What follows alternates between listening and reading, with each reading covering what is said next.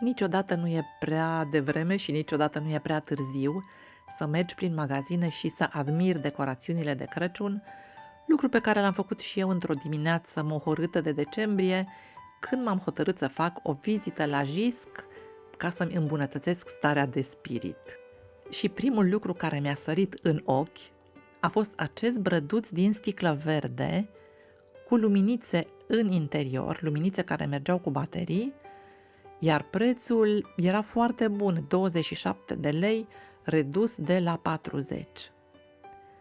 Și cănile acestea mi-au plăcut foarte mult, nu neapărat desenul de pe ele, cât forma. Îmi place forma aceasta alungită la căni, mi se pare că mențin băutura caldă mult mai mult timp, iar recipientele astea mi s-au părut absolut adorabile. Aveau un capac de lemn cu o garnitură de cauciuc care le închidea etanș și era cât paci să-l cumpăr pe cel mai mare.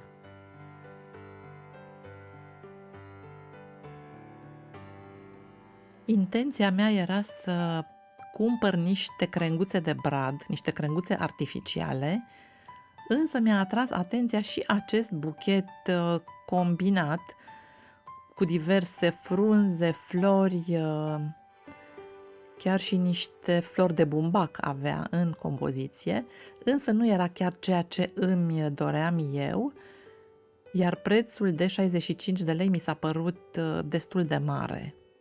În schimb, prețurile la instalațiile cu beculețe mi s-au părut absolut irezistibile. Și îmi plac foarte mult aceste instalații care au sârma aceeași subțire, care nu se vede aproape deloc, trece neobservată. O instalație de lungime 2,40 m cu 100 de LED-uri și cu temporizator 12 lei. Nici nu se poate găsi un preț mai bun, cred că nici într-un magazin. Tare mult îmi plac și aceste decorațiuni, englezii le spun candle bridge, sunt tradiționale în țările nordice și sunt specifice țărilor germanice, puse în fereastră, bucură atât pe cei care stau în interiorul casei și în același timp îi bucură și pe trecători și pe vecini pentru că arată foarte bine luminate în seriile de iarnă. Nici pentru table mat nu avem o traducere exactă, dar modelul acesta croșetat din rafie mă duce cu gândul la decorurile scandinave. Iar acesta din mușama, cred că este dintr-un plastic, este așa un model mai copilăresc, dar drăguț și acesta. Însă cu siguranță l-aș alege pe primul. Sfeșnice din ceramică pentru lumânare pastilă și acestea cred că sunt suporturi pentru ghiveci, dar și-ar putea găsi mai multe utilizări, mai multe întrebuințări pentru că arată foarte bine așa vopsite cu roșu. Și tare mult mi-au plăcut și aceste crenguțe cu un fel de fructe.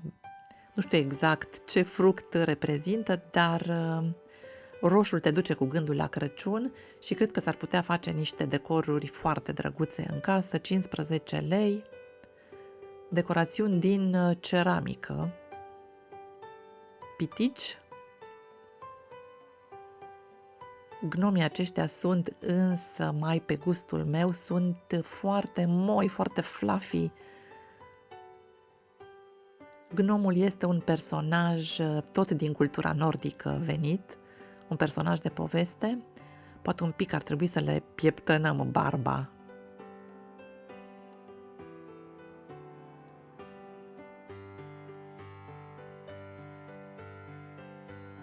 Mi-au plăcut mult de tot aceste steluțe, și pe auriu și pe argintiu.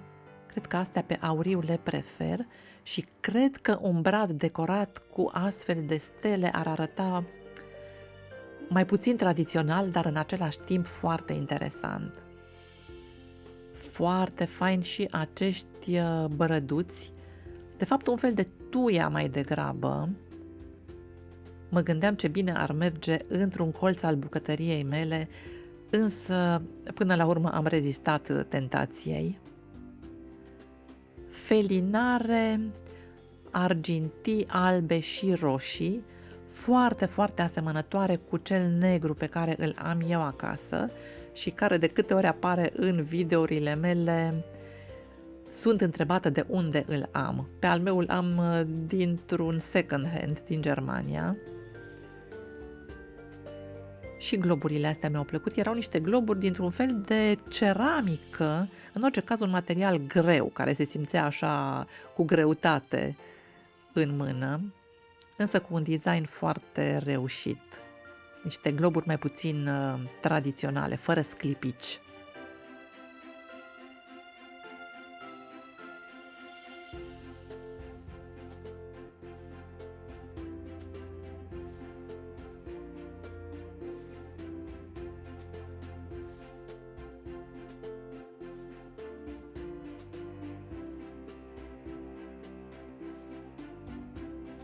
Brăduțul acesta ar fi fost drăguț, avea o formă frumoasă, însă glitterul de pe el îți limita opțiunile de a-l introduce într-un anumit decor. Păcat. Mi-au plăcut însă aceste suporturi sfeșnice pentru lumânare pastilă. Sfeșnicele din lemn mi-au plăcut întotdeauna foarte, foarte mult. Vază din asta neagră am și eu acasă. Inițial am crezut că sunt niște vaze simpatice, dar apoi mi-am dat seama că sunt de fapt niște sfeșnice cu dublă funcționalitate. Poți să pui și lumânare pastilă și o lumânare obișnuită, o lumânare îngustă și înaltă. Foarte mult mi-au plăcut.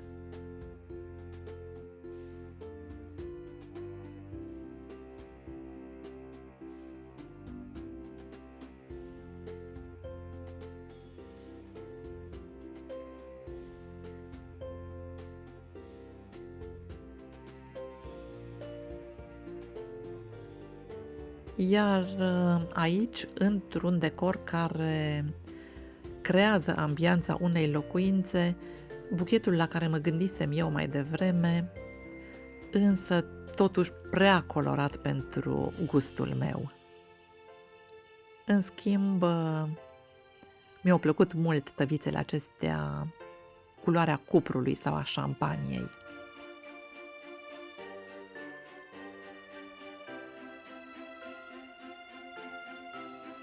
Și am ajuns acasă, am făcut câteva mici cumpărături, o să vi le arăt imediat. Am găsit și crengile de brad, de pin mai degrabă, pe care le căutasem.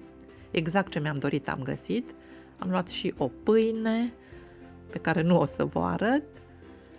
Am mai luat brăduțul, bineînțeles, nu am rezistat tentației, mi se pare așa de frumos. Și am luat două instalații cu LED-uri, din acelea mai lungi de 2,40 m. Brăduțul merge cu baterii, însă bateriile nu erau incluse și am uitat să cumpăr. Sper că am acasă, trebuie să verific.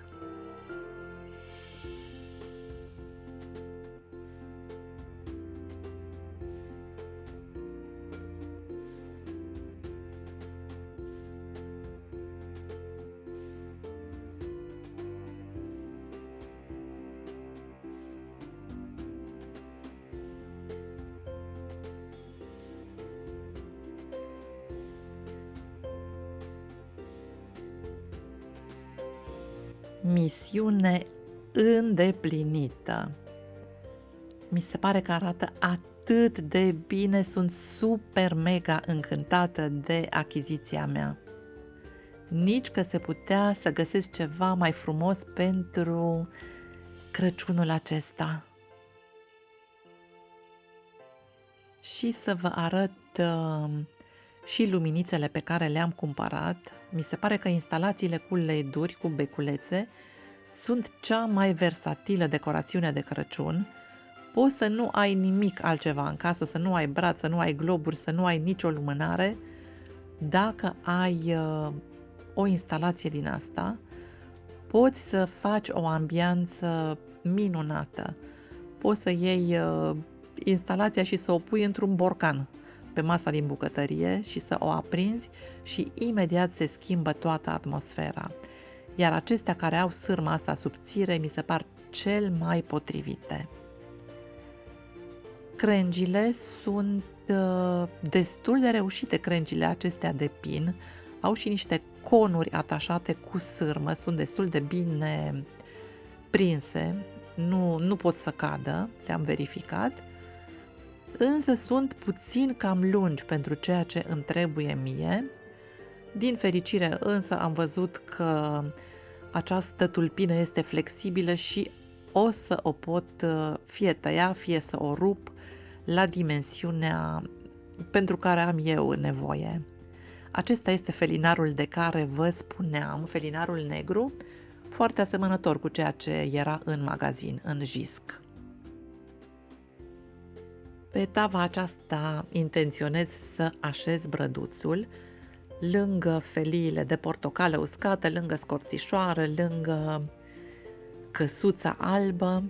Vreau să văd cum arată, cum o să arate, pentru că deocamdată nu am nicio idee, nu am niciun plan încă în minte. Vai, ce mult îmi place când se aprind luminițele, mult de tot îmi place cum arată.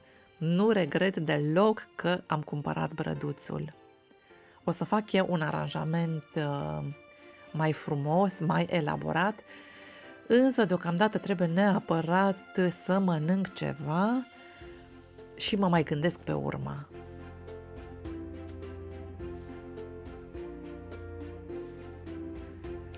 Și pentru că nu aveam mâncare gătită, în schimb aveam niște ardei fripți în ulei de măsline. M-am hotărât să-mi fac niște bruschete.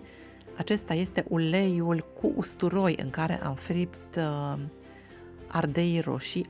O să vă las și vouă rețeta pentru că este ceva absolut delicios și foarte simplu de făcut.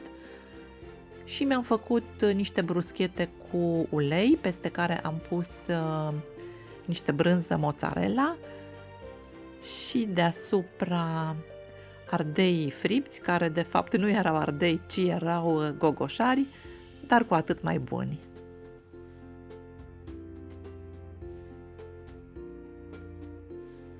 Usturoiul fript, sare și piper. O minune de bruschete. Iar felul 2, sau mai degrabă desertul, a fost un vin fiert cu scorțișoară, un pic de zahăr și fructe. De fapt, portocală și măr, că doar atât am avut, însă au fost mai multe fructe decât vin.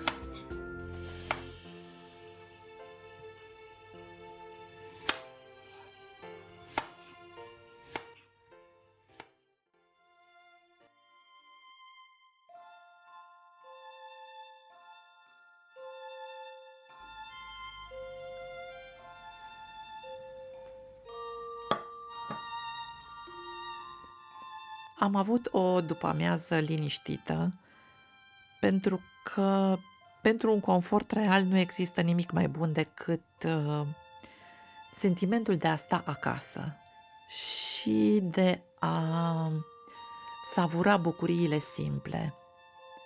Mirosul de scorțișoară al vinului fiert, turta dulce, o revistă cu decorațiuni de Crăciun, o pătură călduroasă și lumina lumânării care se răsfrânge în luciul măsuței din sufragerie.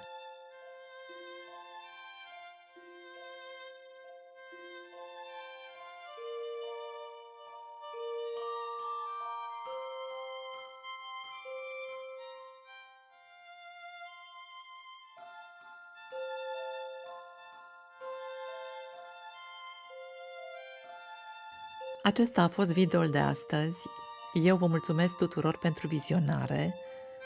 Dacă v-a plăcut acest filmuleț, nu uitați să-i dați un like. Contul meu de Instagram este ioanaspune.ro și m-aș bucura foarte tare să mă urmăriți și acolo. Iar până data viitoare vă doresc numai bine.